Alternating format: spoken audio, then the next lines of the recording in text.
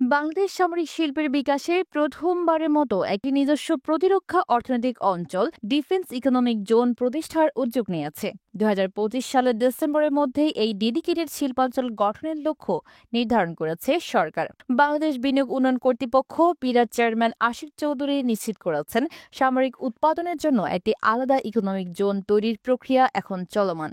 ধারণা করা হচ্ছে আগামী ডিসেম্বর নাগাদ এর প্রাথমিক কাজ শুরু হয়ে যাবে। ইতিমধ্যে তুরস্ক ও কাতারের সঙ্গে এই প্রকল্প নিয়ে গুরুত্বপূর্ণ আলোচনা হয়েছে। বিভিন্ন সূত্রে জানা যাচ্ছে, তুরস্ক বাংলাদেশে, বিশেষ করে নারায়ণগঞ্জ ও চট্টগ্রাম এলাকায় প্রতিরক্ষা শিল্প গড়ে তুলতে আগ্রহ প্রকাশ করেছে। এখানে অস্ত্র, গোলাবারুদ ও সামরিক সরঞ্জাম উৎপাদনের জন্য পৃথক দুটি প্রোডাকশন প্ল্যান্ট স্থাপন করা হতে পারে। প্রাথমিক পর্যায়ে তুরস্ক থেকে সংগ্রহ করা বোরান 105 মিলিমিটার হাইজার কামানের স্থানীয় উৎপাদন শুরু হতে পারে বলে গুঞ্জন রয়েছে। এছাড়াও তুর্কি প্রযুক্তিতে তৈরি বিভিন্ন হালকা অস্ত্র, যেমন assault rifle, sniper rifle, 9 millimetre pistol এবং বিভিন্ন ক্যালিবারের অ্যামুনিশন দেশে তৈরি করার পরিকল্পনা আছে। বিশ্বব্যাপী অ্যামুনিশনের চাহিদা কখনোই শেষ হয় না। এটি শুধু প্রতিরক্ষা খাতেই নয়, অর্থনীতির দিক থেকেও লাভজনক একটি খাত।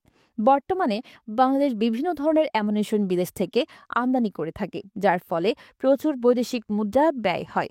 স্থানীয়ভাবে অ্যামুনিশন প্ল্যান্ট স্থাপন করা গেলে শুধু আত্মনির্ভরশীল হওয়া নয়, বরং যুদ্ধকালীন সময়ে বিদেশের উপর নির্ভরশীলতা থেকেও মুক্তি মিলবে। এদিকে কাতার সফরে বাংলাদেশের উচ্চ পর্যায়ের প্রতিনিধি দল সামরিক বিনিয়োগ নিয়ে বেশ কিছু আলোচনায় অংশ নেয়। জানা যায়, সেখানে একটি ডেডিকেটেড সামরিক শিল্পাঞ্চল স্থাপনের প্রস্তাব কাতার গুরুত্ব সহকারে বিবেচনা করছে।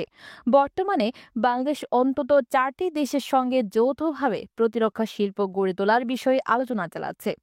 2021-22 সালে তুরস্কের সঙ্গে একটি সহযোগিতা চুক্তি সম্পাদিত হয়েছিল।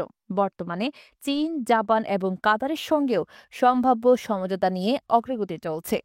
যদি এই উদ্যোগগুলো বাস্তবায়িত হয়, তাহলে প্রযুক্তি স্থানান্তরের মাধ্যমে দেশে আধুনিক সামরিক সরঞ্জাম উৎপাদন সম্ভব হবে।